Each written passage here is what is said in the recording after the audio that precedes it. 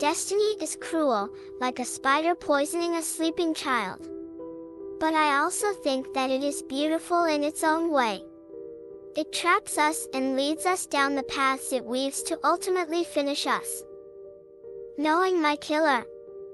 An original story, written by Carlos de Magnolia. Chapter 1. The beginning of a dark adventure. My life has always been like walking with a nail in my foot. My father thinks that everything bad that happens in the world is my fault, or at least that's what I think he thinks.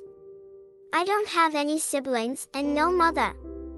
Dad always says that my mother died because of me, but I don't remember killing her.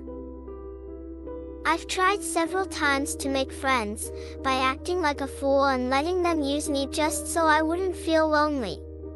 And then, one cold and cloudy day, that began like any other, the glass inside me overflowed, causing happiness to flow into my veins. I remember Odeta's face. She was so angry with me.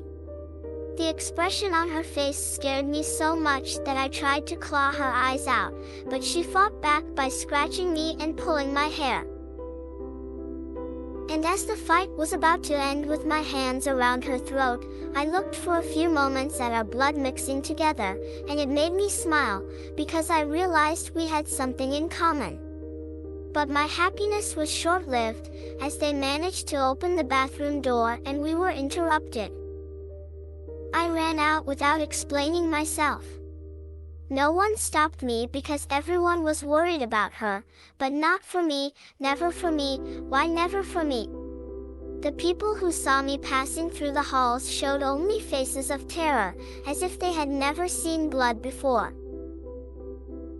It was very cold in front of the school, nobody followed me and I had the bad idea of going home.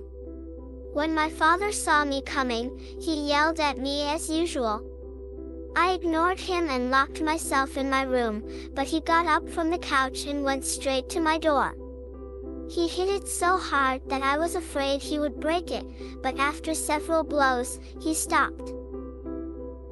I was so scared. The world wanted to devour me alive. It wasn't fair. I wanted to cry and get lost under the covers until they all died.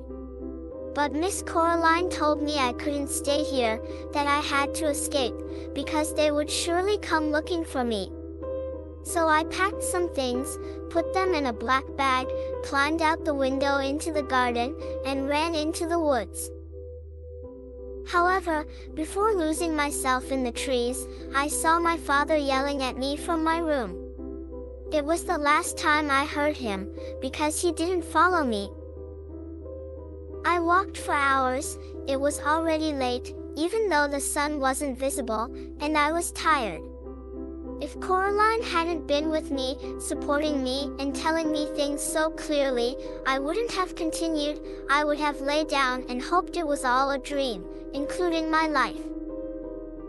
Finally, I reached the road and walked without any problem, as the roads were generally empty in that town. When night fell, I wanted to lie down and rest for at least a few minutes. But suddenly, a horn began to sound, which put me on alert. I turned around to look behind me and the lights of a car turned on.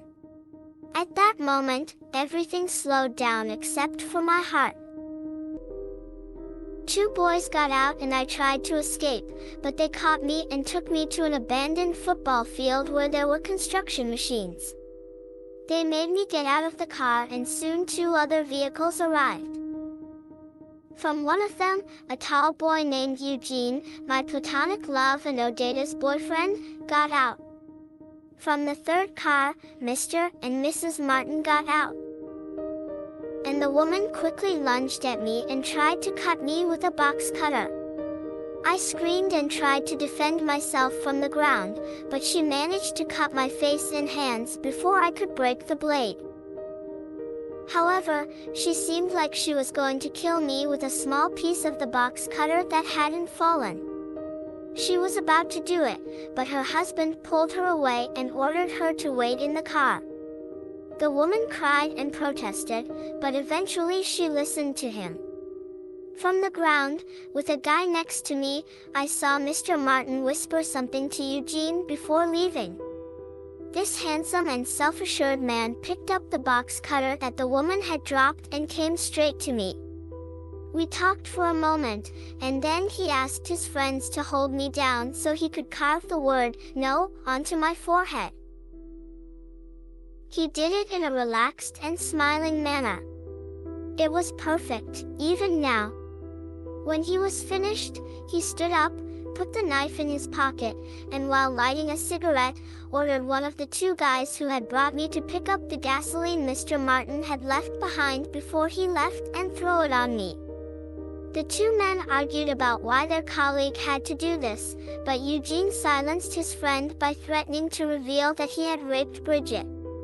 At that moment, with only one guy watching me, I picked up a stone and, in his carelessness, I hit him hard on the head, knocking him out, I believe.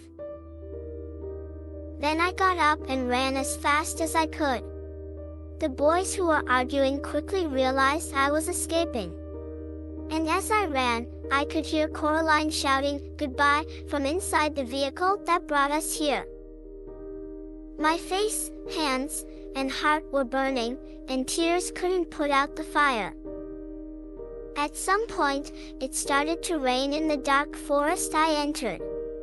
I ran without knowing where to go, because I simply did not want to die. It was then that the world wanted to tell me something, because in front of me, there was a river of murky water, and behind me, I heard Eugene's voice. He was there, with such a beautiful face, but wrinkled by his obvious anger. He was wet, sexy, and his pants and shoes were muddy. We looked into each other's eyes and we both smiled.